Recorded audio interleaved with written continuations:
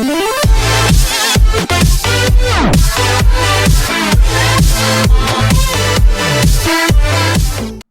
chapter 686.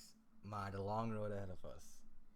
The chapter starts out with a color page centered around Ichigo and his classmates 10 years in the future, just like our last chapter started out with. Byakuya and Soifon rushed to the remnants where Yua's Reishi's felt. Also, another captain went there too, Miria, and they see the black mist that's representing Yua from all those years ago. It was like last chapter, people are saying, how the hell did it not feel this Ryatsu? Like, this is a Ryatsu that almost ended the world, brought the world into an era of chaos. Then the scene changes to the real world, and apparently now Renji and Rukia are husband and wife, and they brought their kid with them for the visit to Kurosaki residence. There it's Tatsuki, Anko, and the rest of their former classmates, also Ichigo's sisters. They all gathered together to see Chad's World Heavyweight Tournament match, or his title match. So I was saying, this must be really easy move for Chad, because we know what Chad can do. He went against the Rankaras, the Espadas. Way in the earlier part, went against the Shinigamis. And they're crap ton stronger than any regular human. So he's probably holding back a lot, just not to kill them. Ishida, obviously, to everyone, became a doctor.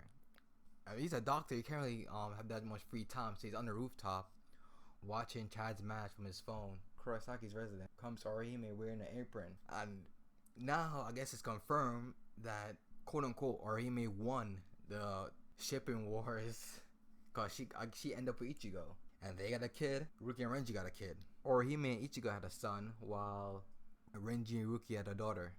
Renji and Ruki's daughter has Renji's hairstyle and his hair texture and stuff, while she has Rukia's eyes. Pretty much like a tomboy, like how Rukia was back in the early part of the series, and now I guess. When Rukia and Renji meet up with Ichigo and the rest, they were like saying how their kid got lost in the real world, and Rukia like saying, "Don't worry, she's a Shinigami like us. She can't get injured by a mere human." Ichigo's like, "Isn't she the type to pick a fight with a human though? Like, let's go look for her just in case." The scene changes to Yuzu's room, which used to be Kurosaki's, and a black round hole opens up in the wall, and Ichigo's kid reaches out to it. Then the black mist suddenly disappears from the Soul Society. Then once again, Aizen confirms Yua's last power has finally disappeared, Flashback started, and basically Yua cut in half says, "You have closed the path, Ichigo. The path to a world free of fear. The living and the dead were supposed to come as one. It's unfortunate, thanks to you, the form of life and death will not change. People will continue to live in fear of death. It's unfortunate, thanks to you, the form of life and death will not change. People will continue living in the fear of death forever." The flashback ends. Aizen basically says, facing the fear of death is a form of courage that we need. Hope. The black hole that Ichigo's kid reaches hand out into, that disappeared before a Shinigami appears from the hole in the wall. Ichigo's kid was like saying, "Who is this?" And the girl's like saying, I'm Abarai Ichika, Shinigami in training." And she's like, "Who are you?" Ichigo's kid says, "I'm Kurosaki Kazuki. I'm also a Shinigami." She switched out from a human form to a Shinigami form, and how Ichigo used to do back in the day. Ichigo is surprised and like saying, and that's how the series ends. Man, I know there's gonna be a lot of people online that's gonna be like so pissed off, like back when Naruto and Hinata end up together in the final chapter. Studio Period didn't really handle the manga that well. Like, I remember the first half before Ichigo even went to Soul Society, there was a lot of stuff that showed that Ichigo and Harime are gonna end up together later on, or even the Soul Society arc. In the beginning, before they even invaded into the Soul Society completely. And after when Harime was healing Jodambo, there was a nice scene with Ichigo and Harime. And even in the vision, she was daydreaming about Ichigo and all that stuff. And even Uru was like saying, "I'm sorry, I'm not Kurosaki." There's a lot of obvious signs that they're gonna end up together. I more or less knew that it's gonna be Harime. Cause regardless of what, she was always there with Ichigo, just like how Rukia was. Harime was always there. And like I said before, I know this is redundant again, but very beginning of the series, if you read the manga, there was so many scenes with Harime and Ichigo together. So many.